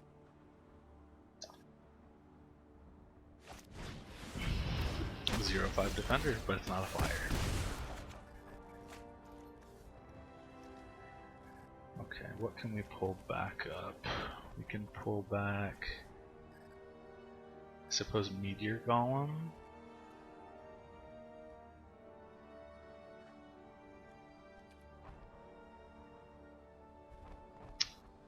I think I want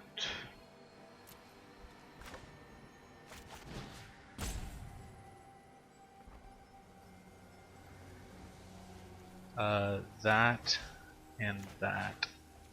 Send the 2. I don't know if what order. Oh, okay, that sucks. Oh, yeah, top. We want that on top. So yeah, it did work the way I thought it did.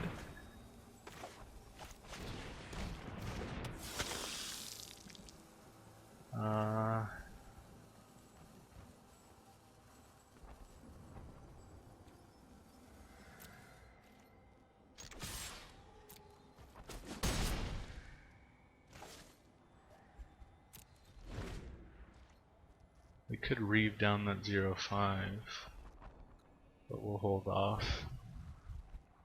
And I want to keep the 1-1 kind of on the field. So if there's a threat I may not attack, just hold it open for blockers and sacking for the Cavalier. Oh, Surveil 3, then return a creature card from your graveyard to the battlefield. Very nice. I can guess what he's going to return. It's going to be that little Sanity fellow. We're going to reave that mother.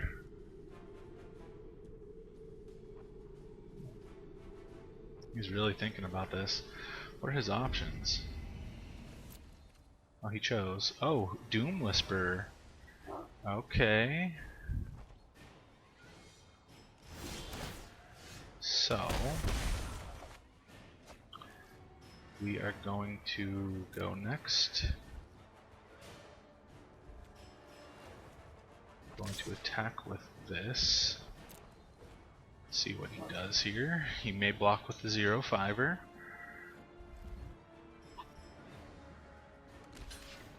He's going to, okay. So gain 1 life and destroy that, and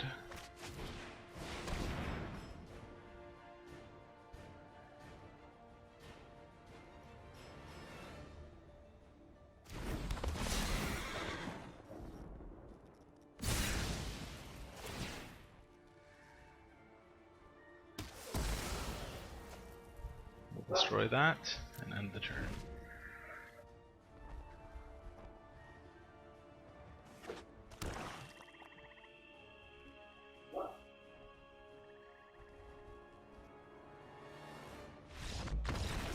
Good game.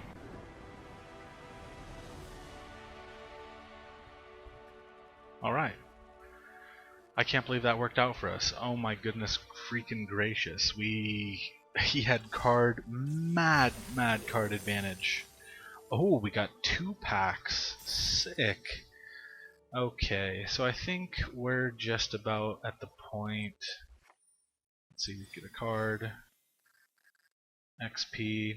Yeah, we're just about the point. I think I'm going to open up these packs and end it off with a pack opener. So we'll open up Throne of Eldraine last.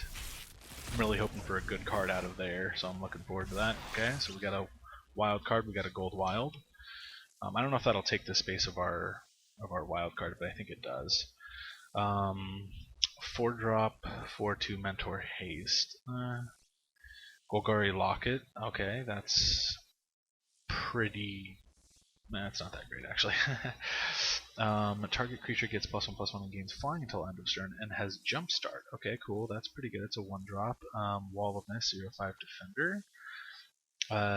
Night Veil Sprite, 2-drop 1/2. When it attacks, Surveil 1. That's pretty good. Undercity Necrolisk. It's a 4-drop 3/3. Pay 1 and sacrifice another creature. Put a +1/+1 counter on him. It gains Menace until end of turn. Activate this only as a sorcery. I don't think that's going to help us at all. So let's see if it took our. Oh no, it didn't take our rare, so we still get 1. Dawn of Hope. I think I already have one of these. Whenever you gain life, you may pay 2 if you do draw a card, and you can create 1/1 lifelinkers for 4 mana. So that's pretty cool. It's not bad. Nice little pack.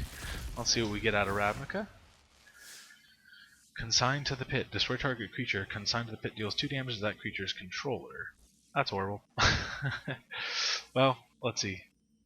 I pay the same price for Destroy Target Creature Surveil 2, but I think Surveil 2 is better than dealing 2 damage.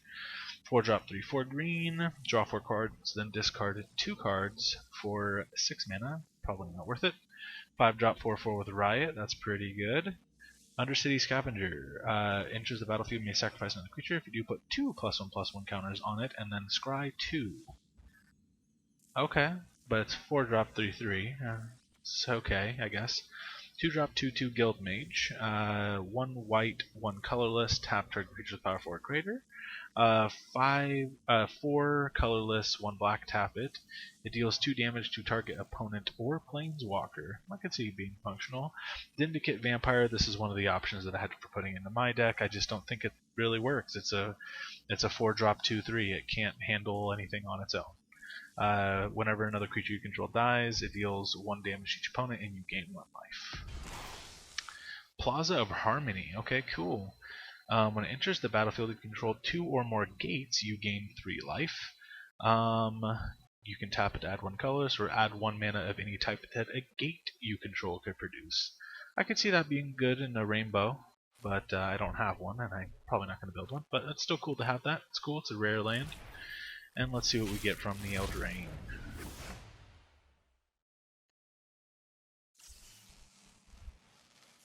Alright, Corridor Monitor, we've already seen this. It's a 2 drop 1 4, and when it enters, you untap target artifact or creature. Prize Griffin, it's a 5 drop 3 4 flyer. Searing Barrage, 5 drop, it deals 5 damage to target creature and has Adamant. If you spend 3 mana to cast it, it deals 3 damage to that creature's controller. Okay, I mean, it's not really that great. Queen of Ice. Tap target creature, doesn't untap during the next control step. Whenever Queen of Ice deals combat damage to a creature, that creature doesn't untap. Okay. It's a 3 drop and a 2 drop for the Adventure Sorcery, so that's not too bad. Rimrock Knight, he can't block, he's a 3/1 2 drop. Target creature gets +2/+0 till end of turn as the Adventure. Uncommon Wildcard, cool. Spectre Shriek, interesting, we may use this. Oh no, you know what, I have one of these and I decided not to use it. You may choose an online card from it. If you do, they exile it, but you have to exile a card from your hand. It's an okay card, but I just don't like the fact that, I mean, all the other cards, you pay 1 card for their 1 card that you're taking. This one, you're paying the card that you're playing and 1 of your cards, so it just, I don't like it for the card disadvantage. Let's see what we get here.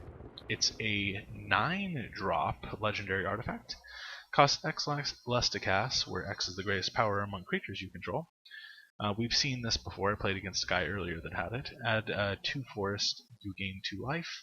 Whenever a non-token creature enters the battlefield under your control, put a +1/+1 counter on it and draw a card.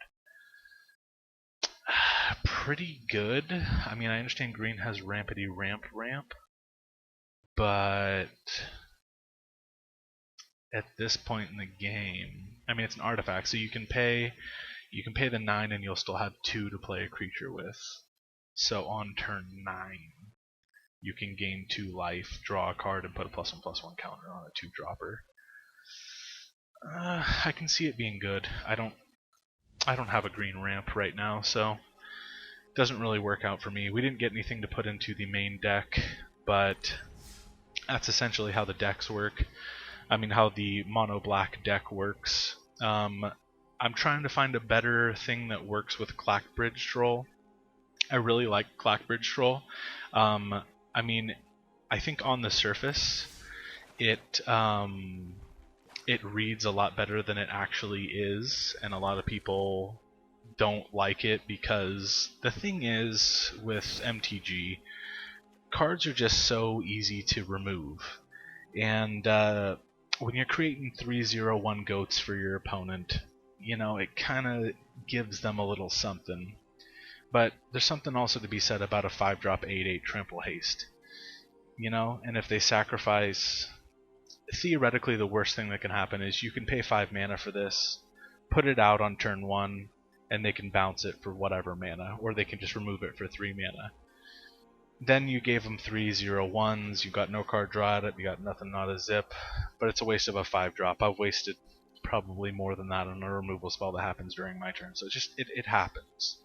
You know, but and that's the downfall of Clackbridge Stroll. But I really like it. I wish I had a way of making it stronger. I don't think there's anything in this specific block that would do that for me. Like, you